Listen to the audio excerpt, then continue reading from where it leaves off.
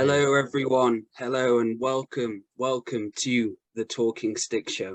So firstly, on this episode, I'd like to welcome the pool of co-hosts to the show. We have Dr. Amir Jahangiri. Hello, brother. How are you doing? You. Warmest greetings to all of you. It's such a pleasure to be with all of these esteemed panel members. This one's going to be a fantastic one, ladies and gentlemen. I'm really buzzing. Thank you, brother, and thank you for coming on. And we have Laura and Maty from Two Feathers Medicine. Hello, Maty first. Hello, brother. How we doing, man? Glad to be here. And thank you for coming on. I really appreciate it. And hello, Laura. Hello there with your beautiful background. Thanks, Dale. It's a real honour to be here again. Thank you so much. And I wouldn't have let you do this without me anyway. And I'd like to, so this show, I'd like to special welcome.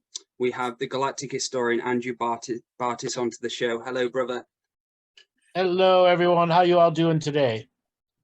Good, thank you. And thank you for coming on. I spoke about this before, but I actually said on one of my first shows, I said to my wife that one day I'd love to have Andrew on, and here we are. He's here. Here we are. How many shows? How many shows have you done since you started? So altogether, I think we're on 53, or yeah, show 53. This one. Damn, good. Yeah. Congratulations. Yeah. Thank you. And you have as well with your shows, Andrew and Amir. You really inspired me just to keep going and bringing that content out. And yeah, thank you. You're welcome. It's dedication. Brilliant. So yeah, we've got a lot of questions. We've got loads of lists. Yes. Everyone get the list out.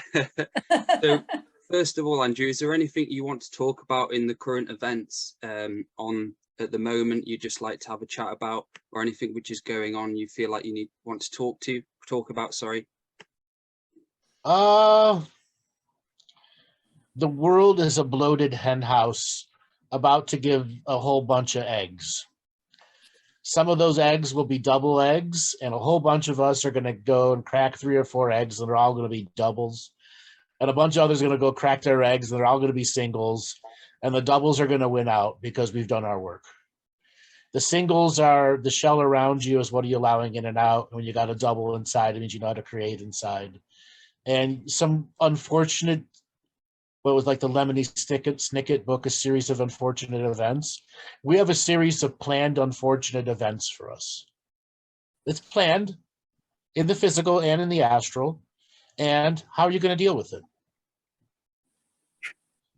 Okay. Think of the difference between 1999 and post 9/11 2001, a year later. That's the type of shift we're going to have. But it's not an attack.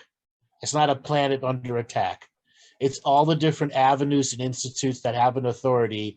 They'll be doing things that their actions themselves questions their own authority. And so is this going forward into, so we're in the Silver Age at the moment, is this going forward into kind of the end part of the Silver Age, the Golden Age? You're saying that there will be a lot of stuff happening in front of us, and us doing our inner work, making sure ourselves are kept in check, doing the trauma work, so on and so forth. Is that what you're referring to, Andrew? Yeah, so the Silver Age, at the bottom of the Dark Age, the clock's at the number 30. And it's going back up now. It's back to the light. So it went from 30 to 29. Now 29 and a half is technically the Silver Age, and 29 full is still the Silver Age. But how far into 28 before the Silver Age ends and the Gold Age begins? And this will be determined by how many people can maintain awakenedness through practice, through ritual, through ceremony, through engaging the higher concepts, manifesting in this world more than you are manifesting in the other world. The whole point for us to be seated here now is, yes, to have an incredible other world, but as we neared the point of conversion and awakenedness, we are to take that other world presence and bring it here. Yeah. Beautiful. That's why so many of us are seated into these realities. And even if you're just, a bike maker, think of years ago, Orange County Choppers, that show took over the world. Yet they were the worst constructed bikes in the world. They hold no value, literally, and they're really hard to drive. But it changed people and got people into motorcycling for good, bad, and negative and neutral. But it changed a culture. It created a movement that really inspired a lot of people to get out of their mediocrity. So it needs to happen, is what you're saying. Sorry, Dale. No, go ahead, Laura. Yeah, so it needs to happen. And there needs to be a groundswell of people making it happen, each in their own way. Okay. So although it's like a tightening of the thumb screws on us, on society, it's something that's required if people are going to awaken. Right. Well, they tighten the thumb screws, they release screw pressure somewhere else. Yeah. Which gives us more lateral movement and thinking, and how do we outthink the system if it's got all of these major avenues and doorways shut down? Yeah, so in some ways, the worse it gets, the more it undoes itself. It's like give them enough rope to hang themselves sort of concept. Give them enough rope to hang themselves, like, a good hanging is if your feet don't touch the ground. A bad hanging is if your feet touch the ground. Mhm. And we're going to give them enough rope so they hang their feet and their feet are touching the ground. So we watch them squirm a little bit before we pull them down and break their neck. It's sort of turning the tables almost. Yeah. So for the resolution of karma, so with COVID coming, and obviously it was doing the time traveling karma and lots of other different things, for the resolution of karma going into this Dreamtime awakening, so is there going to be events potentially like more COVID or karmic resolving things happening on this planet to resolve karma in a way during this process going into it? So we're already beginning to see long COVID take over, and other flu viruses that, because travel was changed so much, flu viruses themselves grew differently. Mhm. Like the amount of travel that was in and out of Mexico didn't change much, but the travel in and out of Europe did. Mhm. And the flus that developed in Europe were not powerful flus, but the flus that were developed in Turkey and Egypt were very developed flus that made their way back to Europe and now here to the States. So you're going to see a backlash because we went into isolation. Other sicknesses are going to pop up. Yep. Are those all time traveling karmic viruses? For the most part, they are, because this is the unresolvable stuff that's in Prime Creator's, X file at the end that we have to figure out how to fix. Okay. Okay. So we'll do it this way. And all of those things that all had an unfixed variable are going to, find their way. We're also going to see a lot more dreaming connection. Just what was it? A week ago, we had all those super big solar volcanoes go off. Okay. Clearly we're coming out of the solar minimum earlier. Normal solar minimums are 11 years. It looks like we're coming out of a solar minimum on 9 years. And last time we had a solar maximum, we were looking like solar flares. I think if I go to space, what is 258 continuous days? Yeah, 2013, 2014, something like that. Yeah, something crazy. And Matt, go back to that in your mind. We all didn't know. I would talk about it back then, but it didn't really percolate into the higher consciousness as how much it did until years later. It was incredible. And the planetary and galactic alignments we had, every month a new one. But the one in, say, 2013 had a very powerful effect on everyone. Yep. Absolutely. And so this is something to look forward to, I really think. Yep. This next 8-8 Lionsgate is going to be a doozy. We'll get it. That was one of the. If you're not ready and you don't have a cheat card prepared, tough luck. The last one. Yes. The last one for me was absolutely transformative, and I've almost been sort of a little bit apprehensive about this one coming up, Andrew, this time. the amount of manifestation that you can do, seen and unseen, in these particular times when you've done the work, and you know, it doesn't have to be planned. Sometimes it can just be spontaneous. Right. And you So- haven't said much about this one, have you? You just said the Chinese proverb, "May you live in interesting times."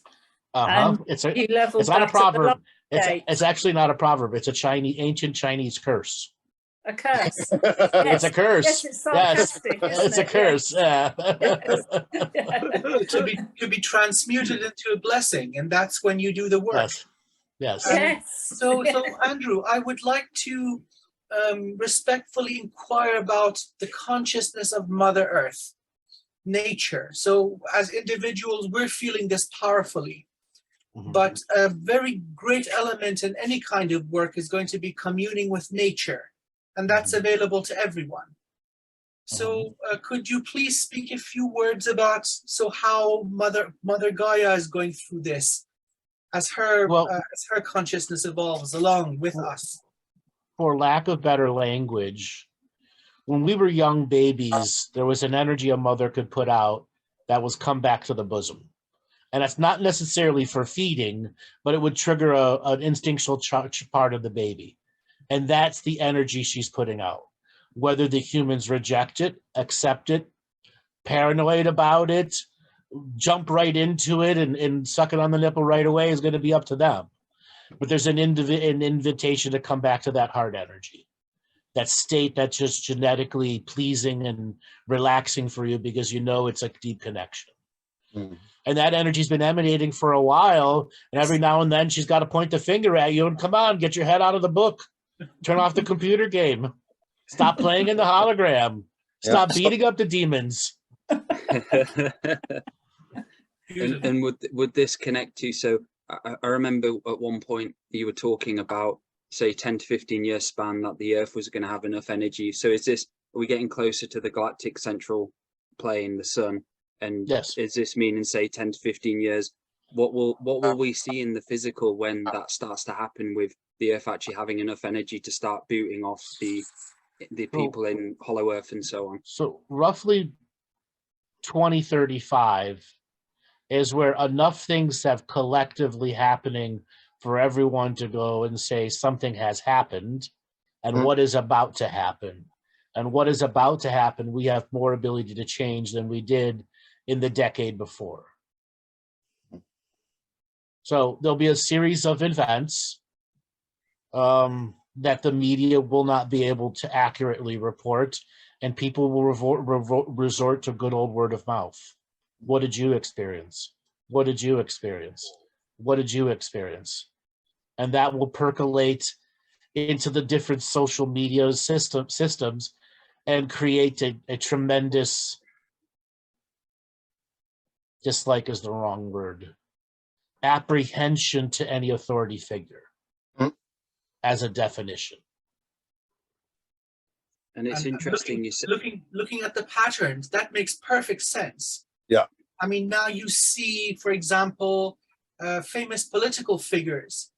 This is what's happening to them. So if we just move along with no change, this is absolutely logical that is going to spread out, you know. Yeah. Talking about the system of domination and control having enough rope to hang itself. That's just perfectly logical if you just think about the sequence that's going to follow. How perfect. What an interesting time to be alive. So years ago, I would talk about what the Dreamtime awakening was like, and I would say, imagine two people walking down the street and both of them having deja vu of each other having deja vu in that moment. And as they're both going, holy fuck, we both had deja vu with each other, a third person walks by and has deja vu of them talking about deja vu. Now imagine if something like that was a regular occurrence throughout humanity. How would you stop that? You couldn't. You couldn't. So as energy peaks and bodies reject or accept, you'll begin to have more experiences that are clearly undefined and lean towards the mystical, that science and news simply can't explain. They'll try and try and try, but they won't have the resonation of truth that everyone's looking for. Yeah. Is this why crop circles have suddenly come to the fore again? Because just recently in Wiltshire we've had a load. It's usually in the same area, as you know, sort of Stonehenge, Avebury. But going back to what you were saying about Earth Mother reaching out, is that part of that energies? No, those crop circles are related to the solar maximums and minimums and the types of solar flares that are going to come.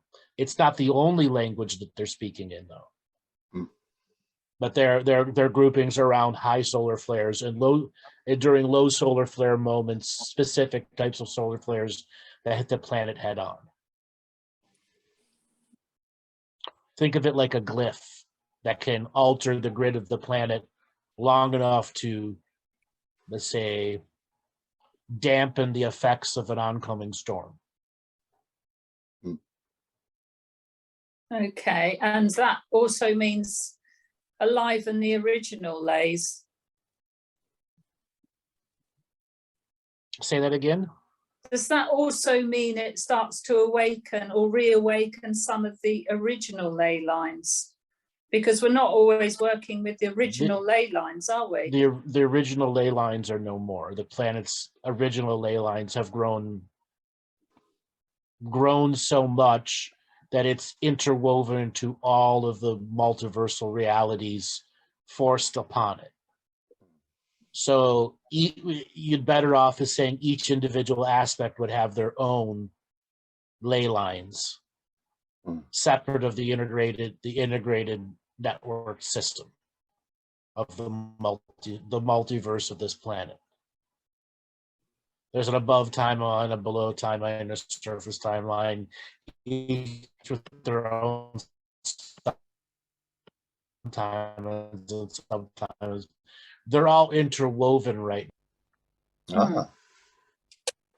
So one thing I've noticed, Andrew, is the youth these days, there's more thought within them. This is the way in my personal hologram that I'm noticing the awakening happening on a grander scale. I know it's a personal, private awakening. Each one of us goes through it ourselves. But I am noticing a change in consciousness. I was sat with 3 young ladies the other day in the park. One was 16, 2 were 17, I think. And they were saying words like instant gratification. There was words that were coming up there that were fresh from your teachings. And these young ladies have had no exposure to it at all. And I'm noticing it a little bit more. There's a wisdom in some of the young people at the moment. You know, they want change. They want change. And, you know, it seems that with the kind of social media that we have at the moment as well, and the way that people are learning new ways to create languages, and they try to restrict our languages, but these young people come up with new ways in order to bypass those restrictions. It seems that, you know, we are on course for something. Absolutely. Yeah, we're on course for the great remembering who we are. And also with the younger generation, their acceptance of spiritual concepts is going up.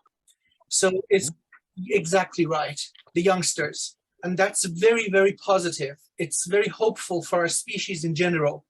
So I think everything is moving together in harmony towards the new golden age. Because by 2035, these guys are going to be in the workforce. They're going to be influential and powerful. That's something that we haven't seen for a very long time. So I have seen a little bit different in the generation, the newer generation. So 35 is the cutoff for being a millennial. And I believe the new, 16 to 35 or 15 to 35, that 25-year pan. So whoever the 14-year-olds right now and the 13-year-olds, they're not millennials. But a lot of the millennials have extensive depression-based medicine issues that have chemically instabilized them. And psychology has really put some awful, awful things onto them. Example, I was at a restaurant on Sunday morning going and have breakfast. It's this restaurant that's been here forever, like 50-something years. And there was a girl wearing a backpack, big fluffy boots, and purple hair, and she was clearly 19. you know, rather good looking, nothing spectacular, special, but a pair of yoga pants and a baggy and a bag. I thought, okay, somebody called her to work because it was busy, and she just got up and came in. That was my brain. She was also wearing a backpack the whole time, and my brain's okay. She just literally got in, and she's picking tables up and hasn't had a chance. No, the backpack never came off, and that's her specific job, is to just pick stuff up and bust tables, because that backpack is her emotional support backpack. Mm. Wow. Okay. What's in the backpack? Her emotional support tools that her psychologist gave her a piece of paper that allows her to go to work with an emotional support backpack. Mm. Now, that is another example of extreme stupidity in psychology, when grounding those human beings into earth would have fixed them at 12. Mm. Okay. Mm. And we're going to need a big shift in that. So here, between United States and Great Britain, I mean, we have four Brits and one American here. So, you know, we have a bit of different. But I've also noticed that many of the millennials can be very high spirituality, but they have a very difficult time with their devices. They steal all their time. Mm-hmm. Yes. I can, Yeah. yes, I've had that happen, and we have to have kind of like once a week, 3 hours, 4 hours on the games, because they get sucked in with it, and all of a sudden the reality, everything around it, the most important thing in their reality is this game. And even when you try and take it off them, like Marley, screaming, like crying, breaking down just for coming off a game, and you can see that. And we've had our other son Taylor, who's grown up now, and there's a few mistakes we had with him. We let him on the Xbox a bit too much, and we've learned from that. And yeah, I've seen it firsthand. My eldest is like 22, 23 Dale this year. And, you know, we've got the whole transgender thing going on. Absolutely lost to technology. Absolutely lost to technology. You know, those that are sort of within their 20s at this point, they seem to be the ones that have really been mostly affected by this. I mean, it's like, you know, when we were young, you know, we had parties and drugs. That was the things that took us away from Right. from mainstream But society. we also had work ethic. Yeah. And unfortunately, a lot of the millennials suffer with work ethic. Yeah. They don't know what it is. No. Like it's drilled into us. Like my brain, my work ethic said, okay, they called her in immediately. She just ran to work. And then I realized, no. And I actually asked her, why are you wearing a backpack? And she said, this is my emotional support backpack. It's a real thing. Wow. Right. It's like It's not even a pet. It's not even a dog or a cat, a backpack. Smoke some weed, man. Something like that, you know? Yeah. and on this topic of children, and so the kind of migration coming into this universe, into this galaxy during this awakening, are we going to see kind of different souls being incarnated during this time? Hell yeah. Mhm. To the point you're going to like, is that even a soul? What the fuck is that? Is it half ascended master, half creator God? and so as the creator kind of like brought a lot of beings over to kind of resolve a lot of stuff as well, because I've had a personal reading where we talked a little bit about that. Could you expand a little bit about that, the beings that the creators brought over to resolve karma? Well, as humanity gets their shit together, there are going to be those that go out there and teach the lessons of humanity to the rest of the galaxy that desperately needs to know what really happened here. What did you really go through? And breaking it down to its core concepts: source connection, and the infinite amount of ways you can be source disconnected, and source connection, disconnection, connection, and the infinite amount of ways of connection and disconnection. That's the main point of this world. And through the journey of source connection and disconnection, even simultaneous connection and disconnection, has taught one how to generate your self-source. Okay? Which is going to become a movement that we spread around the galaxy. Yeah. Mhm. Much So needed our meditators, yeah. Like a lifestyle, like a change in lifestyle. Mhm. Okay, except it'll affect cultures all around the galaxies. So will our experiences and therefore stored in memory in our DNA be our currency. You know, you Yes. were talking about the celestial exchange wallet.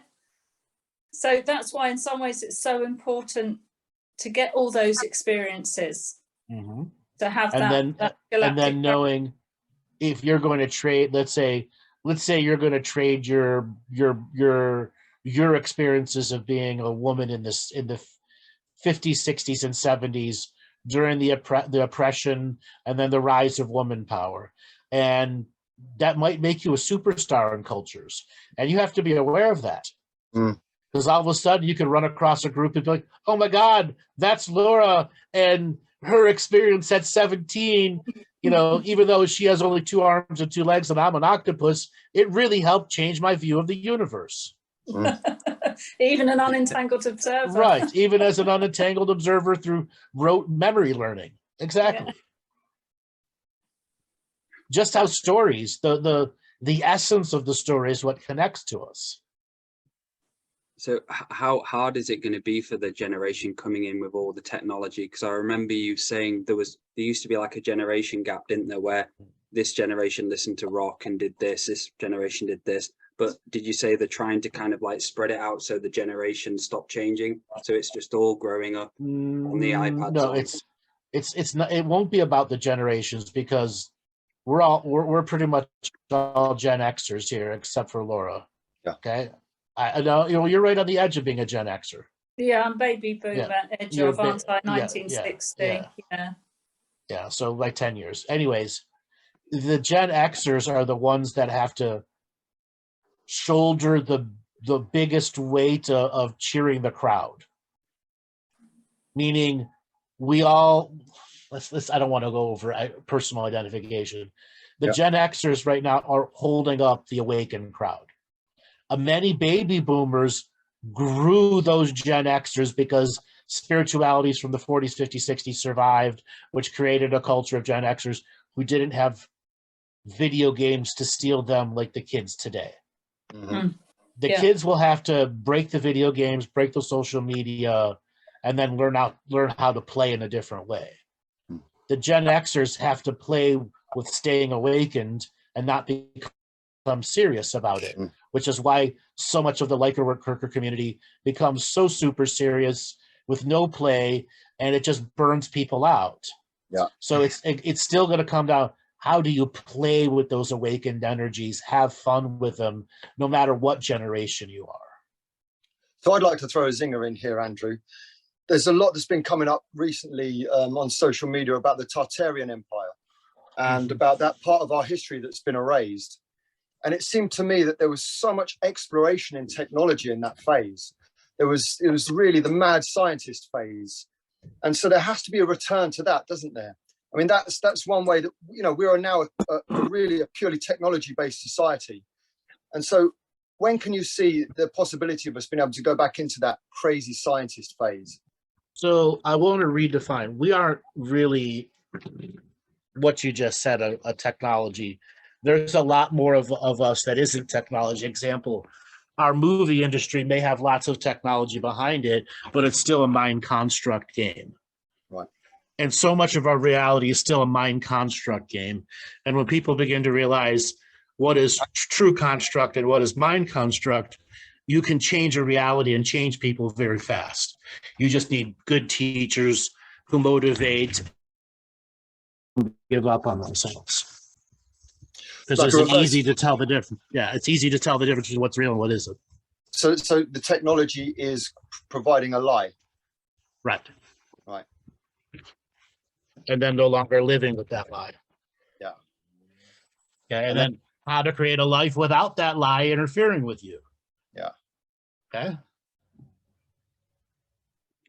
And there comes the value of spirituality and genuine teachings, because that's the ultimate cure for this problem. How to correctly meditate, how to correctly ground, how to know your own baseline. So if something's pushing you up or down, you can identify it.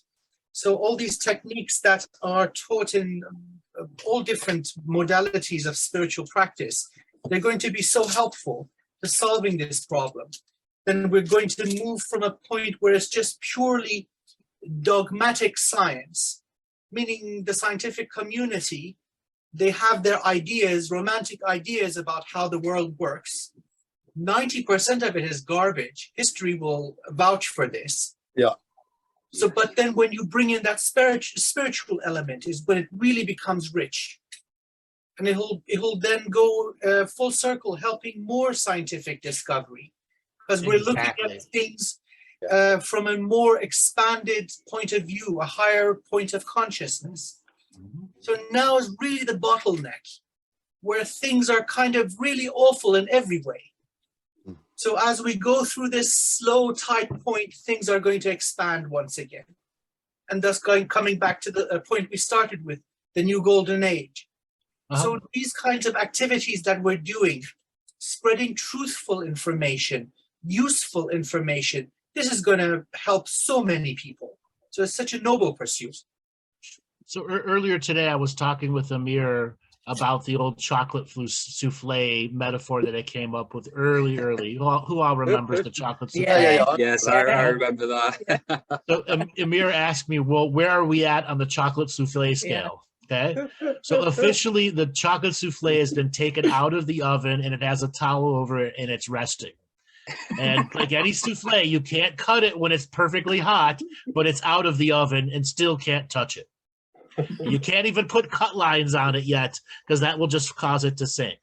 So we're in that phase. You generally serve it an hour coming out of the oven, and we're at that first 2-3 minutes out of the oven. So Andrew, what is the chocolate souffle? What is the chocolate souffle? That is all of the ingredients of everybody's timeline manipulations, good, bad, and indifferent, put into one chocolate cake that's very sensitive to pressure and change. And anytime an ascended master comes in and shits out something that he thinks is going to change the universe, it just made it worse. And many, many ascended masters from around the universe all believed that they had a solution. And they all relatively figured out the more you interfere with it, the worse it gets. It is a true living paradox. Therefore, it has to play itself out. And we need to build a wall around it that says, stop fucking with it. And there was an agreement by all the ascended masters that kicked out all the ascended masters who were creating changes from the outside and the inside at the same time. So the only way an ascended master can be through here now is like a Dalai Lama lineage, something that was purposely created for extended periods of time that can allow being in and out for specific purposes. It's and that's it's the non-interference from the good, the bads, and the neutrals who know what's really up here. So it's like somebody who's sick, and you got all these different specialists, each giving the poor patient a different injection. Yep. And the meds are interfering with each other. They end up kind of almost killing the poor chap. Exactly. So yeah, somebody comes in and all of you get the F out of here, you know. Right. And there's some dickhead light cooks in the worker. kitchen. Too many cooks in the kitchen. Yeah, too many cooks in the kitchen. And the light workers coming in to do their magic as well, fucking everything up. Yeah. They want to cool it faster than its normally takes. Yeah. Watching YouTube. Exactly. University. I watched Chef Jacques Pepin's souffle recipe, and now we can cut it early. Yeah. With love and light. Yeah. A love and light knife. Exactly. Why is that love and light knife got a lot of blood on it? Yeah. Yes. Quite a lot of bullshit. And so Exactly. Andrew, going through this chocolate souffle, so it's out of the oven, what is the situation with the remaining archons, and when will the time where they be taken off the planet? And obviously, Well, we're at the point in what I previously said. Power's got to be taken out of the cold dead hands. okay. Anybody that's left is in the cold dead hands category. Okay. Okay, the ones that won't give up until it's taken from them. The rest of them have already left a long time ago. And how would that be taken away from them? What would, and this might be one of the questions. We do it Okay. individually, uncollectively, collectively, by the actions we do during the time that the Silver Age ends and the Golden Age begins, which is 2022 to 2025. And can I ask what the dragon energy has with the awakening? Would they have roles of clearing up and helping with They the have roles Karmic. in every part of it. Is their Yes. role any more important now? No, it's kind of been an equal part in protecting the Yes. souffle while it was in the oven. Even though the souffle is out of the oven, it's still under the same protection until the first knife cut comes to make the first piece of the souffle. And Prime Creator's going to taste it. Yes, he will do the obligatory chef test. It's fucked up. Start over. Oh, no, I hope not. Okay. Okay. So there's a whole bunch of people. Well, what do you serve with chocolate souffle? Do you serve wine? Do you serve beer? So there's all the other people that are preparing all the other side dishes that go with it. Vanilla ice cream, it's got to be. Yeah. And So everybody cooks their souffle a little different too. Mm. And everybody eats it a little different. Somebody Exactly. takes a little munch and plays with it for hours, and somebody just shoves the whole thing in their mouth and Yeah. swallows. Yeah. The other day on my comedy show, I was asking people, like, so if you were to stub your toe, what kind of reaction person are you? Are you a roll around screaming? Are you a swearer? Are you a hold it in silent pain? Andrew, I actually commented on that because I do it so frequently that I actually have a technique, you know, and it is to say fuck, fuck, fuck, fuck, fuck, fuck, fuck as loud as I possibly can, many, many times. Then with the C word as loud as I can and long, and then everybody in the house waits for me to whimper before they ask if I'm okay. So you're a swearer. You're a straight up swearer. Yes. fuck And yeah. then I cry. And That's we've my all way. been there. We've all had a moment where we hit the toe so hard, we're just holding it with our hand, refusing to look at it because it's mangled. Yeah, Yeah. that's my awakening, Yes. Andrew. That's my awakening. Yeah. or I've actually picked up there was a bag and I went downstairs and I wasn't thinking. I went into this bag, put my hand in, and Gabrielle left a razor without a top on it. And I literally put my hand in the bag and it sliced right the top of my finger off, not much, but quite a chunk off. And my face, I didn't believe it for about half an hour. What happened? I was just holding it and saying, this hasn't happened, this hasn't happened. Shit, my light working ain't working.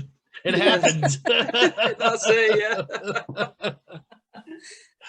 Yeah, my first husband, who was the chef, still thinks I was trying to kill him because I used to clean up behind him in the kitchen, and the chef's knives in the restaurant are really sharp. And just as he went to pick it up, so did I, to clear it, because I didn't think he was using it, and I pulled it right through his hand. Oh, wow. Wow. Oof. That was stitches. Yeah. And so for your looking into the Great Awakening, Andrew, I remember on the Galactic history show, I can't remember which one it was, but you were saying your role was to be kind of the mediator between the Galactic and the First Contact. Would you be able to expand a little bit on that? What are we doing now? Yeah. Yes. This is that defined, literally. Okay. Yeah. We're all starseeds here, and we all know it. Yeah. Okay. We just didn't market it as Starseed Talk. This is the Talking Stick with Dale. Okay. It's your brand. Same thing. How appropriate too. The whole notion of the talking stick and the culture behind it. It's all about civilized discourse. Yep. Not bashing each other's heads in. And we can all agree to disagree and not hold charge and polarity. Exactly. And laugh. Yes. And laugh. And humor. Yes. So important. Because the Great So let me- Awakening isn't all fuzzy. You know, for me, the awakening, my personal awakening is always bittersweet. Always bittersweet. But it's the self-work that we do that allows us to just look at it in retrospect and just enjoy it and laugh about it. Because otherwise you take it too goddamn serious, you know? Mm-hmm. And if you don't have that ability to just lose the seriousness, you're going to lose. You're going to burn out right. quick. Yes. So it What's could the- be what's- quite what's- tough. Sorry. What's the saying from the Kurgan? It's better to burn out than fade away. Exactly. And Laura, from one of your questions, have you got a question for Andrew you want to to go into next? Well, I had a couple. One that Yeah. everyone's saying to me feels like time speeded up. But if time is just a construct and perception, does that mean we've all increased our perception of time speeding up? No, I would actually say time has slowed down. Okay, people are sort of like, oh, the year's gone really quickly. Sure, Things like but that's that. that is their perception Yeah, that they make into a perspective out of judging their time. Mm. What if they were just doing nothing during that time instead of a whole bunch of things? They would never know that time slowing down, nothing takes a lot longer than doing something. It's experiential. yes, and also probably because we're going more and more, or some people are going more and more into survival, which means, you know, working longer hours and things like that, which is filling their time as well, isn't it? Mm-hmm. Lots Okay. of time. It's carjacking their time from them. Yeah, yeah. And So- these days you can experience, and Laura, you and I have both been through this experience. In 2 weeks, our entire lives changed, right? Mm-hmm. Yeah. Our perspective changed. The whole No. thing. Yeah. In 2 weeks, just recently, you know, and then all of a sudden, then bang, then it changes again. And, you know, it's about experience. We're living this life that is defined by the calendar, defined by all of this external stimuli, but yet experientially, things are very different. They speed up, they slow down, they speed up, they slow down. And this is why chronicling your journey is so vitally and important. And a statement to all the new people that are out there: if you're not chronicling and writing down your journey of spiritual experiences and practices, you're faking it. Yes. I actually have, when I don't journal, I kind of like, not panic, but I'm like, it's kind of ingrained into me in like the discipline, and right, it's just something I do now. It's part Literally, of my life. And, Dale, I actually feel like I'm walking in mud when I haven't chronicled, and I feel like I'm treading in thick mud, and then I know I've got to write this down to get that out there, and then I can progress. You literally feel that you have to manifest it that way. yes. Yeah, because it's more than just writing it down, isn't it? It's magic. Exactly. Yeah, Mhm. because you're going through, again, the thought process of maybe what's happened in your day or the last couple of days, the key things about it, how it made you feel, what changes it brought about in you. I mean, it's got to be how you look at yourself on the self-mastery journey as well, because it's the introspection and retrospection. Past, part present, of the future. journey. Yeah, Past, present, future simultaneous. Your writings are that magic spell. When you read them back and you have foresight of what you're thinking about writing, time doesn't really exist. And as I read through my journals, I'm able to make pattern recognition that I never saw before. Yeah. You know? Yeah. Watch your own evolution. Yeah. Yeah. And therefore speed up your evolution. Exactly. And then the outcome of that fastened evolution is that your manifestations occur so much quicker. So your experience would be that then, okay, oh my God, 2 weeks, everything shifted. Well, that's a byproduct of that discipline. Sure. Yes, it is. The alternative would be stagnancy, where Yes. years come and go and nothing happens. Yeah. And you can see the powerful effect of this documentation. Funny enough, ancient cultures that had this concept of writing, they're the most spiritually advanced. Look at Egypt and Mesopotamia, China, Persia. You know, these guys, they were onto the same magic, so to speak. So in this present time, nothing deducts from the power of that technique. It's very essential. Yeah, it's an alchemy thing as well, isn't it? It is. Very much is. Yeah. Yeah. So with that being said, no matter what comes at you during the awakening energy, one of the most important skills is alchemizing the energy into something else. Yeah. When it coming at you as negative, is knowing how to turn it into a positive, or knowing how to turn it into something neutral, or turning into something educational. And it requires just your creative input that stays committed to that, where you can begin alchemizing the most harshest of energies around you to beneficial energies. Perfect. And those things that come in sometimes as beneficial, sometimes we'll experience something, a part of our awakening, and we celebrate it instantly. Oh wow, look, this is my awakening, and then it will turn negative. And then you have to take that negative and learn the greater lessons. That's right. And that's the awakening. And also realize that ultimately it's all just energy. When I say just energy, you know, because I know we're saying sort of it's positive or it's negative energy, but not to be in fear about it in any way. I'm saying, you know, it's energy. Yep. I'm powerful enough. I've done enough work. I've got the self-mastery. I'm actually sovereign enough to do something with this energy, you know, and flip the frequencies on it if I need to. That's where the sacred neutral point of view comes in. That's where those teachings of Andrew's about being sacred neutrality, that's where that comes in, because without that, you're just going to get lost in the stream backwards and forwards. There's no reference point. Right. Yeah. And you learn to earn sacred neutrality over, and there's many different levels to it.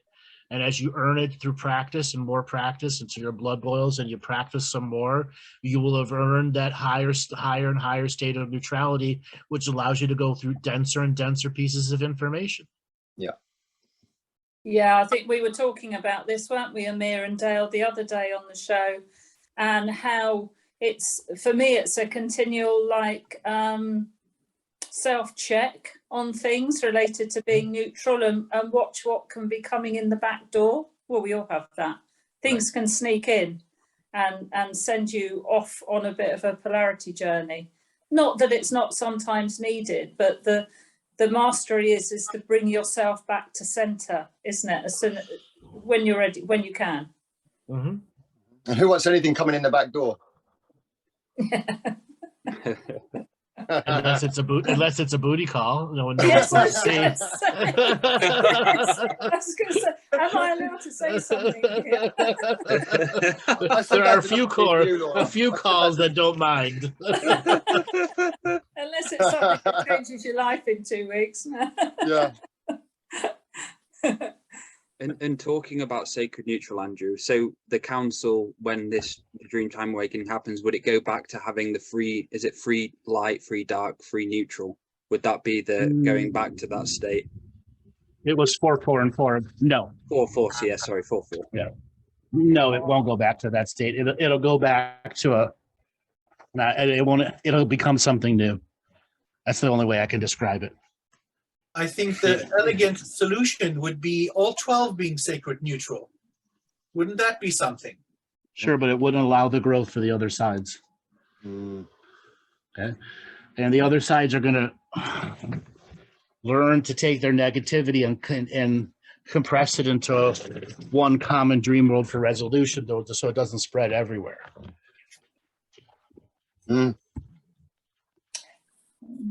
And for those, the physical reality here, the 3D at the moment going into 4D and whatever we go into, for the people who aren't ready to awaken or go through that state, would the earth kind of not bilocate, so that's the wrong word, would the earth create another reality for them to keep continuing on until they're ready then to make the next step? Yes. And it's already done that. Okay. Yeah. And so how does our reality react with that then? Sorry, Dale. How does our reality go ahead, bro. Andrew? So those that are in the practice state will have another self in that new place that maintains a static growth. So those that of the ones that cannot come out will have a higher potential to come out, but they'll still be you on the original graduation timeline. It's more like we volunteer aspects of ourselves to go into these lower realms to hold space for those who haven't awakened. And however long it takes for them to come out is however long it takes for them to come out. But see, the thing is, it doesn't stop our advancement now.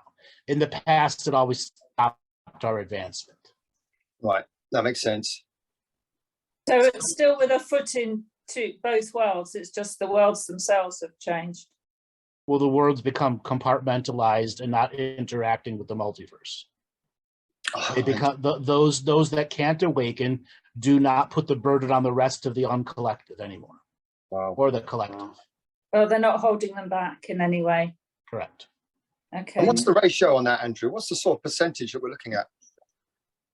Very tiny, 10, 12, maybe 16%. But it goes up and down. It goes up and down 5-6% in a day, like a standard political poll. Wow. So if 10% of the world's awaken, Okay, is that enough to create a groundswell awakening? Absolutely it is. 3% is enough. But the infrastructures that we have in place that nullify high creativity are doing that, and you're not having enough people hitting the system with great ideas that should go viral and break all the rules of the system.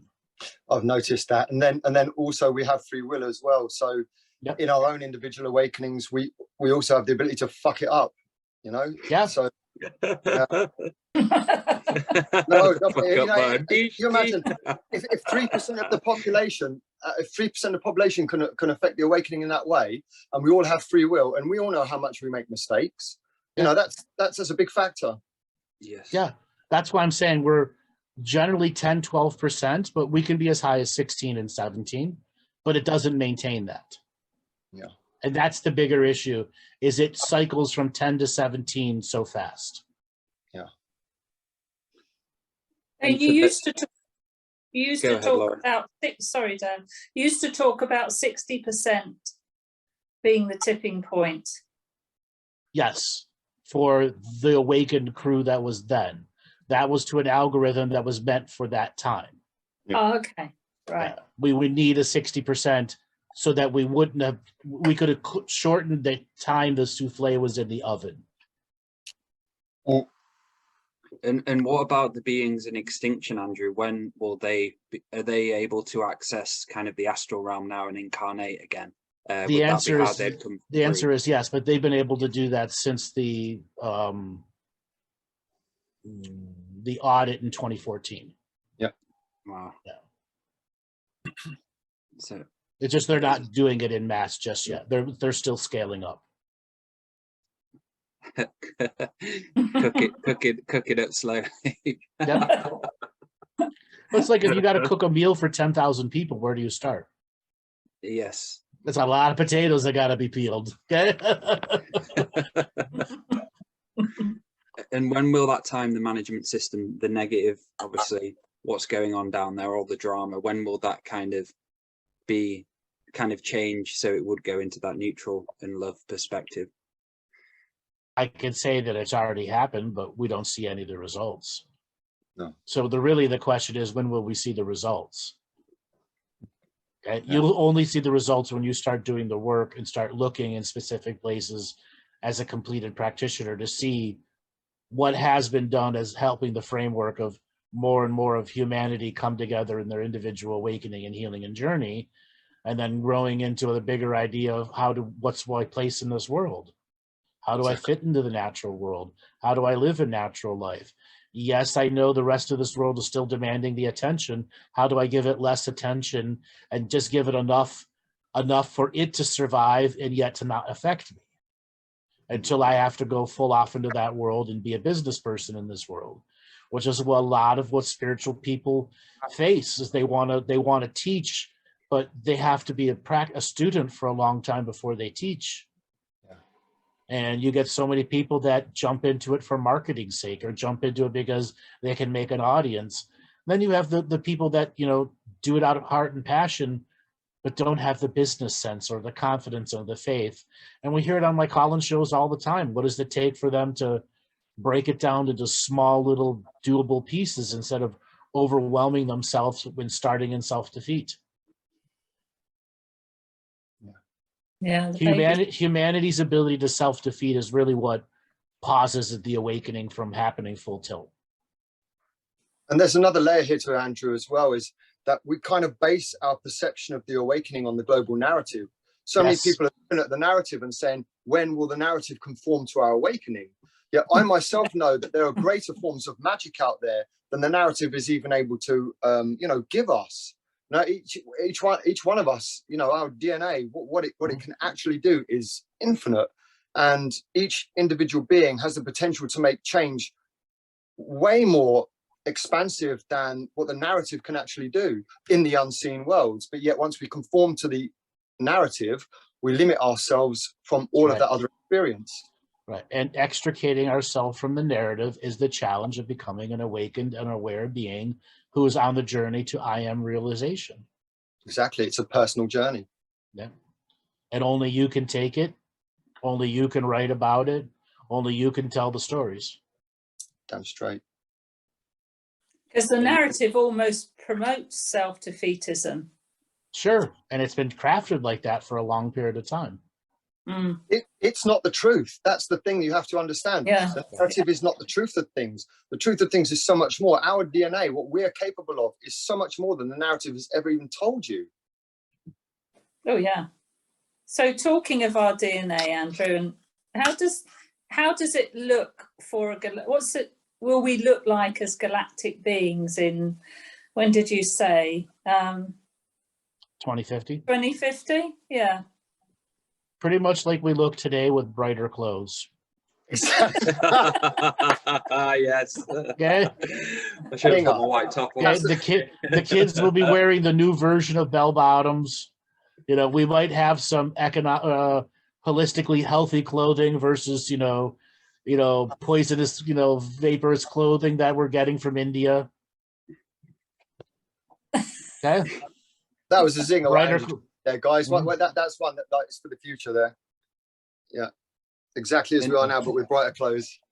And for the global narrative and the government, when will we see these walk-ins take full effect, say, for the actual system to start making those dramatic changes with those walk-ins activating? And obviously it's already happened. Okay. Yeah, that's happened. We're now seeing the effects of them walking in 7 going on 8 years later. Instability in the infrastructure. Not everyone agreeing to do it in a goose step. You globalists say do, and globalist underlings do, but globalist underlings make mistakes. Okay, plan does not go to awry. Operation 2020, which was all over in 2012, everyone was saying Operation 2020 is coming to kill you. Now it's Operation 2030. Agenda 2020. Now it's Agenda 2030. Yeah, that's how bad they fucked up the implementation. They delayed it by a decade. How much more could they fuck it up? A lot. And the thing is, Andrew, we've got a whole bunch of people who are like conspiracy type people who, let's face it, they're still eating into the fear. They're still eating up all of this fear porn, but yet, it's much more mainstream than it was, even like in 2013, 2014. Yes. That's why the Georgia Guidestones have just been blown up by some hillbillies or whatever the hell happened. Mm-hmm. Although they're not totally understanding the kind of concepts that we understand, they at least are getting angry about what they can see around them. Yeah, that's right. They're not forming completely. So hillbilly power is a good sign, actually. Hell yeah! Yeah. If the hillbillies are onto it, that's a good sign. Exactly. If they figured it out, the rest of us inner city people got to figure it out now. City dwellers, city slickers. and that so global. Sorry, go ahead. No, go on. No, Dale, you go. So I remember you were saying, Andrew, about there's not enough magicians to fix the sacred geometry systems when they do go. Obviously, it all disconnects. When will we see that start changing more and more? And a good question, which I wanted to ask you for a while, when will be the time where we clear out all the astral realms of all these ghosts and feeders and demons? What would that look like? Because would that be us doing it as a collective? And like you say, I think you've mentioned before, where you'd have 20,000 people together clearing those cities out. What would it look like, Andrew? Well, we're still a long ways away from that. We still don't have enough magical practitioners to clear out cities. Yes, just like you need high numbers to take down to repair the system, you need also new ones to clear the old systems out. Yeah. So I would say with the Georgia Guidestones being blown up, and so the high flare negatives had to call their tech support. Tech support. This is a digital tech support. We don't do stuff carved in stone. Well, who do I call? Well, there's no one on the list. They've all gone. So they go back to the board of directors and go, there's no magicians on our list from the system you guys created 300 years ago. Who do we have on call? Well, most of them are in jail or in psychic prison, or we tortured them to death or galactically eliminated from time traveled them out. So no one. Yeah, no one. Okay. This is the when you see psychopaths and sociopaths, see it's a destructive phase. Everybody's fighting each other, and this is why the system can't survive this way. That's right. Everybody's fighting each other through tribals. Now the right. second part of your question is when are we gonna see the bigger outcomes of this? I can say we already are seeing it. We again aren't just seeing it the way you want the narrative to show it. Yes. Yes. Okay. And a lot of these questions you asked, it's good. The changes that are made are not for us. Okay. Well, they are, but they're not made for our perception and perspective. They're made for the totality of the equation for greater change. What makes best sense during this phase of time. It's not what's individually for each person. Yes. Because right now, I'd like to see CNN go bankrupt and cut up into a bunch of small companies and go down with the devil. Okay. Yeah. But we ain't going to see that anytime soon. Okay. But still, I'd like to see a bunch of other legacy media systems, get bent over and go Brokeback Mountain. But still, I mean, in this current time, with the example of the Georgia Stones going down and there be no magical practitioners to reestablish, do the ritual and get it back up and running. With the same logic, now every little iota that positive people do towards the highest good of all, that's going to be unchangeable. Absolutely. There is nobody to reverse it anymore. So it's like punching little holes or shooting a target with your BB gun. Uh-huh. Every hole you make, that's never going to be patched back up. That's right. So it's important that we continue just shooting holes into the damn thing. Exactly. Yes. It's already looking like Swiss cheese. Yes, get your target practice. Get your target practice in. Most people have no concept of how powerful they can actually be. Right. And it's like shooting at the broadside of a barn. You can't miss the system. It's everywhere. Whatever you do, you're gonna hit the target. So that's beautiful. Yeah. I mean, our ancestors never had this kind of opportunity.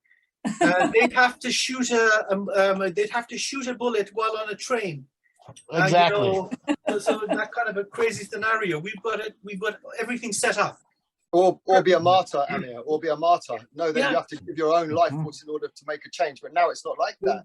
And whether or not it would hit was up for question. So now this is really amazing. And I know we all here have been at this for many lifetimes, but this is the perfect time for payback. All those missed bullets, right? Guess what? We've got a little minigun going now. Or does. In that high magic, you enter into that high magic state. The system isn't a big scary beast. It isn't at all. It's something. It's almost playful in a way. It's a tit for tat kind of scenario. A big loudspeaker, a tiny battery, and 2 wires connecting. Yeah. Lots And of a bunch of snake oil salesmen around it. Yeah, exactly. But isn't that the way they got to our species in the first place? Yes, snake oil salesman. It's all basically a mind fuck. Excuse my French. But once your consciousness is hijacked, there you go, the whole thing. They've got the CPU. They've got us by the CPU, right? Mm-hmm. Once the consciousness comes back, you see it's all fog and mirrors, right? Mm-hmm. There's no substance to it anymore. So you have to unfuck your mind. Yes. Yes. Yes. And that's the journey. And how does one Nutshell. unfuck themselves? What? That's a t-shirt. That. By learning how to fuck. There you go. By learning how to fuck, how to have fun with it. Exactly.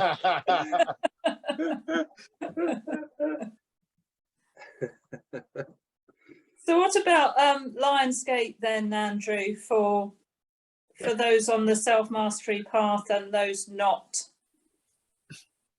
Okay, it is 7 days away. Yeah. Mm-hmm. Okay, so this coming Monday, next Monday, we will be in the throes of your soul being microwaved by 25 different machines. A giant ethereal dragon rolling you into a giant donut ball and deep frying you and covering you in frosting. Okay. Unicorns who demand that you play leapfrog with them. Okay. And all these beautiful and wonderful things, yes, that will be happening all at once. And each and every one will come to the tapestry of whatever you want to call it: despair, repair, disrepair, enjoy. It will all be foretold on the tapestry, and you'll have a time that you'll look back on the 11th, 12th, and 13th and go, fuck, that was damn. And then October and November, you'll still be looking back at it and going, holy shit. So is this all concentrated in that 24-hour period? No, the 3 days before and the 3 days after are generally the most intense. Everyone's going to be a little bit different. It's all where you're starting at. And can I tell you specifically what's going to happen? Your reality is going to be given something that it's going to have a hard time chewing, like beef jerky. Yeah. You know, when your jaw gets tired, you can only chew the jerky so many times before you got to go, I got to stop. It's going to be like that. You're going to put it back in your mouth. You're going to chew it some more, and it's not going to get any better. And then till finally you're like, am I going to lose my teeth? Yeah. And then you're smart and you soak it in water for an hour, and then you chew it. And you realize, oh, it wasn't that bad. And that's a year later. You've just described my last year, Andrew. Literally just described from, the Lionsgate last year was the most magical day in my entire life. And, that process forward to this part, it's almost like I'm afraid of this one. It's been so intense. Mm-hmm. These kind of passageways, you don't just experience something and then it's done. It takes a year to unpack it. That's right. There's a dense experiences. You have the experience and then you unpack the experience. And this is a process. It's a long process. Just like lighting the fuse on the event, and the fuse keeps burning and then the explosion happens. Yeah. So for me, has any of you ever watched YouTube video clips called Big Ocean Liners Crashing? No. Or Ships Crash? Well, there's a whole gigantic genre of boats crashing into docks, whether it's cruise liners, oil tankers, okay? And you're watching this thing come slow, and then the dock explode and the things are falling. For me, this coming 8th has been like watching boat wreck videos over and over again. Oh, great. Wonderful. And every one of you are your individual own boat wreck. Oh, wow. I'm already there. I'm already there. So what would you recommend? Obviously, the self-mastery, self-journey grounding skills. What would you recommend for people listening going into this Lionsgate to go forth and process? Be honest with yourself. Are you a real practitioner? Are you a part-time practitioner? Are you a pretend practitioner?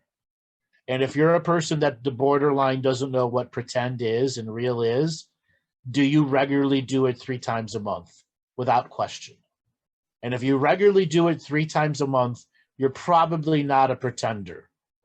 But that doesn't mean you can't fall back into pretender state. If you're one of those people that you're doing it solidly 4 times a month and giving yourself, you're at C- effort. Yeah. But you're trying. As long as you know where you are in the scale and honest with yourself, and don't put something in front of you you cannot handle. All too often, these gates are about only what you can handle. And if you take on what you can't not handle, it will pile it on until it crushes you. Okay? So this is supposed to be a gentle journey. Many of us don't know how to be gentle to ourselves. Isn't that true? Yeah. That's why I say, I want to say real quick, this is why I say this is going to be a lot of boat wrecks. Because a lot of people don't know their limits, or believe their limits are one or the other. One of the things that I say, we are equal to our level of responsibility, and our responsibility is equal to our level of awareness. And you learn that equation and balance that no matter what it is, Pluto's up Uranus's ass, or or whatever the astrological alignment is, or whatever's going on, you can get through it. Yeah. And don't go and stand on any docks. Your docs are your prayer. That's what I've noticed. Oh my God, it's like, you know, what's your prayer? In these moments, what you pray for, it becomes poignant. You know, as a, you know, when you're on this journey, your prayers will come to fruition because you've done the mastery. But are your prayers really in alignment with what you really need, what you really want, what you desire? Are they in alignment with the greater plan? And sometimes my prayers work against me for several months. So there's a lot of these people out there that don't really know how to pray. And so just be careful what you're doing in these times. The fact that you learned your prayers were working against you was realizing how a larger self-defeating habit pattern is using the good work to self-defeat. Exactly. Yeah. So I'm going to throw a little bit of a curveball here with the group. And I'm going to ask you all, what is a poltergeist in your own definition? For me, I'd say your own self haunting yourself through, say, your parasympathetic, or basically a self-created demon, or the poltergeist. What the other one is, kind of something moving, but I don't think that'll be it. Go ahead, everyone. Can a poltergeist be a creation out of you? Can it be somebody else's creation or a natural earth creation? Yes. Yes. Yes. So negativity. Is it an entity? Is it an entity? It becomes eventually. So it's negative aspects that are accumulated and enriched to a degree that it becomes sentient and takes a life of its own. Now, once it becomes sentient, it can travel. It has a will of its own. So if its objective is to feed through terror, it can do this upon multiple people. So they're very much created by other conscious beings, and destroying it would be disentangling from it, rising above its zone of operation, so it has no effect on you. So that would be the key, evolving out of its reach. To me, a poltergeist is any form of energy that you empower enough to affect your reality in a negative way, even if it's your own misunderstanding. Well put. That's a good way to put it too. Yeah. But a poltergeist can be your own creation, but it can also be an external earth creation, a natural chaotic force. Yeah. And oftentimes very subtle natural chaotic forces, which are, you know, why we stub our toe twice in a month. Those subtle forces move in and out through the ley lines. And then there are times we create that subtle force inside ourselves to keep ourselves in a defeating pattern. And those subtle forces meet the external subtle force. And then you get what is a manifested poltergeist that is regularly creating negative synchronicities around you. Yeah. That leads you down the negative path. And this is the connection of why, from my own personal experience, doing the inner work is so important for you to be able to disentangle with that. And there are a lot of light workers and everything out there who are so focused on numbers, so focused on everything else, but actually looking into themselves and fixing the traumas and everything like that. So this coming Lionsgate, you're going to see a lot of poltergeisted activity, whether they're self-created, natural chaotic entity, or hybrids thereof. Okay, these are separate of ghosts on the street. Yeah, they're a different breed. Yeah, ghosts on the street are going to look at the poltergeists as like the Mexicans coming across the border in American politics, or the Iranian, not the Iranians, the Syrians coming to Europe and being rejected, so on and so forth. Yeah, they're going to be the hustle. Yeah. They're going to be like, get off my street corner. Yeah. And the poltergeists are going to battle the ghosts. And where are these from? Where are these from then? These the poltergeists. Where would you say from they're us? From most of them are from us, or they're a natural creation that just flows through the natural lines of energy. And they're going to go through a tribalism, and the poltergeists are going to have like a semi-unity moment, mafia moment, and they're going to battle the ghosts. Yeah. So that they're distracted then from us if they're battling each other. Yes, but that's a good thing from the gate. Yeah. But that also means that you have to turn off your paranoia when it's not fueled. And a lot of people dealing with poltergeists are already in a continuous paranoid state. Yes. Yeah. So it's going to just amplify the state that we enter the gate. If you're Well, it's towards, gonna be like what is that movie? Not Footloose, Grease. Okay, the guys from the other side of the tracks versus the squares. Yeah. Okay. It's gonna be like that. You're gonna get a bunch of rumbles in the jungle here. So How what's is going to happen? What? So what's going to happen? So if we have a deficit within the ghosts community's ability to harvest energy, if there's some sort of deficit in that, how will that affect the court systems and so forth, and the criminality and what we're going to see around us? Sure, because But the poltergeists are going to harvest it and not give any tax to the system. they're not going to give it back. They're going to keep it to themselves. Yeah. Because they're poltergeists, and generally the ones created by humans are very selfish and want to grow their own mafia. So where does that feral energy go? They store it into their local cities and environments instead of giving it to the system. Nice. So will you get a lot of that coming into the awakening? A lot of the bad guys, so to say, are turning and deciding, right, I'm going to start out creating the system as well. No. It's bad guy. It's going to be bad guy versus bad guy, which gives us a moment of reprieve to growth. Because we're not being dogged by 10 bad guys now. They're fighting each other. But we still have to figure out what to do. And we don't know how long the bad guys are going to fight each other, you know? They could come up to a negotiation and go, hey, let's work together. right. Okay. And they could do it quick. You know, the great Ghost and Poltergeist Treaty of 2022. Oh, I'll get my guns out. But then equally possible is that they severely damage each other. Yeah. So Yeah. coming to an agreement requires some certain level of civility.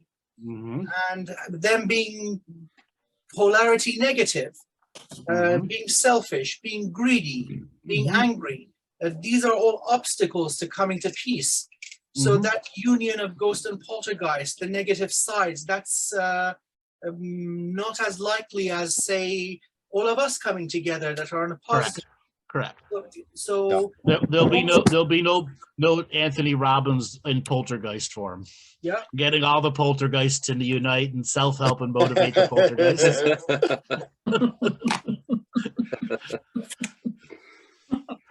So a good thing. A few spooky days, and instead of 10 bad guys badgering at us, we'll have 8.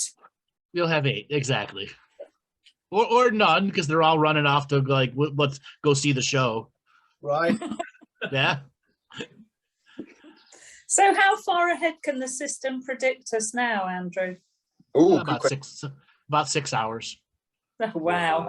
Wow. Big I can't change. predict it myself. That's not ever. There are people that they could still do years ahead of time.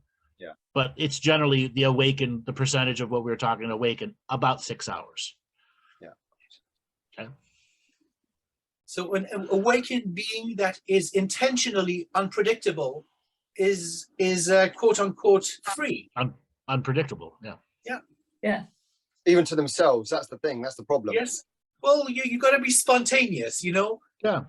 Go do something you've never done. Just decide, oh, that's going to be a positive thing for me and for everybody, and you just go do it without telling anyone. And try not to hurt anybody in the process. Yeah. So I'm gonna throw another curveball here. So we brought up the word poltergeist. Now I'm gonna bring up the word phantasmal. What type of energy does that? What type of qualities does that energy have? Something that blinds your eyes and takes you off of course. Okay. Mesmerizing. Yes. Hypnotic, mesmerizing. Anybody else have anything to add to it? Blinding. Okay. Yeah, Does it have a blinding. life force? Does it have a life force behind it, or a non-life force? Distraction and then parasitical, Okay. draining energy. So it's ultimately a parasitic energy. I think so. Yes. So what about the word spectral? Ooh. Spectral could be positive, negative, or neutral. False light.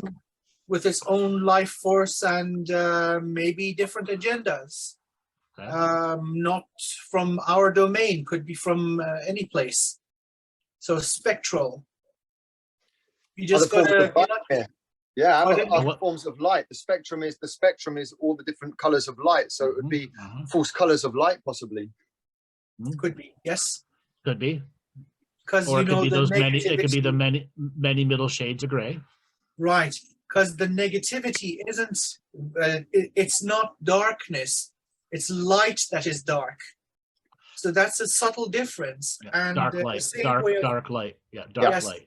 Yeah. basking in the sun, you could bask if you're on the left-hand path practices. Yeah. It's just as enjoyable to those practitioners. So, Yeah. That, Yes. now, with Yes. that said, let's say you have a poltergeist that has mastered phantasmal and spectral energy. What is Oh. it? It's a good fight. yes, I was thinking one worthy adversary, a boss level. Yes, It's mafia absorb boss all- level. Yeah, all the tricks in the book. So it Mhm. would take somebody that is truly dedicated to the path of learning and enlightenment. So you see that the stories, for example, Jesus in the desert, the Buddha and on the swing with the 3 temptresses and so on. So that would be an example of this, a boss on boss fight. I'd like tickets for that. I'd like to be in it. Now, I brought those words up for a reason. And does this relate to the 888-8822 gate? Yes, it does. So Andrew, you're telling us this is what we're going to be expecting. Yes. Here's your phantasmal weather report. Here's your menu. Absolutely. You know what? Bring it on, baby. Yes. Absolutely. It's already making so much sense to me, and it's not as easy a fight as you think. No, it isn't an easy fight. It's a brainy fight. Yeah. I really, Andrew, I like how you fed it to us like a baby. Spoonful. Yes. There you go. Spoonful. There you go. You didn't just explode our minds. Okay, that was lovely. Very, very beautifully done. Masterfully done. Yes. Now you have an understanding of what's going to be going around during the gate. And that means the ghosts are going to be in a literally boots on ground challenge, which is great opportunities for us. Yes. Just hope those boots don't come to your grounds. Yeah. Or prepare so those boots can't come onto your grounds. Yeah. Yes. Or Park set your a trap protections. for them. Yeah, but like a big. Sanctify your space. Bring out the slipper. Get it ready. Yes. Yes. Exactly. Get your slipper ready. Yes. And when did this Lionsgate concept kind of and reality happen, and what started it? Mid 80s, after the harmonic convergence, that terminology came up. Wow. Come on, Dale. Where's your magic questions? Now you've got a load. I know I've gone through and it's almost end of the show time. Have you got so? Yeah, I just want to say thank you so much, Andrew, for coming on, and this has been really, really fun. And thank you everyone for joining as well. Anything else you want to add before we close, Andrew? It's time for everyone to have a suck it up buttercup moment. Put on your big boy or big girl pants and be large and in charge of your own reality. Yeah. The rest is self-help motivation, and we've got thousands of hours of show between all of us for you to go and look at. Pick one. Start somewhere. Yeah. It's Do better something. what better time than here and now. Do something. And how can people get a hold of you, Andrew, for sessions and everything if they're interested? So they go to my website, andrewbartzis.com. They can find me on YouTube, Facebook, Twitter, Twitch, and all the to the website, which will then generate a person to call you and set up a time. Mm-hmm. Outstanding. And anybody else, any last words before we close? If you want to speak to Laura or I, twofeathersmedicine.com, or We can catch us on Facebook on Two Feathers Medicine or by our own personal names. And for me, well, UCM. You can download the app to your phone. Lots of resources, fun stuff. You can book a session with me. And last final words. Bring it on. Oh my God, this is going to be so amazing. Yeah. I'm buzzing. Oh my God. Yes, let's do this. How do I regret it. unfuck myself? Yeah, think about how to unfuck yourself. Exactly. Just learn to fuck. Just learn to fuck. Now's the time. Yes. It's not forgive and forget. It's fucking Yes. forget. There you go. And The so word yeah, of the moment. the word of the moment. And Well, the everyone medicine who's of the moment. Actually, Yes. the medicine Well, of learn the to fuck. moment. This has been so fun, guys. Thank you so much. And thank you everyone for watching the show. Aho, goodbye.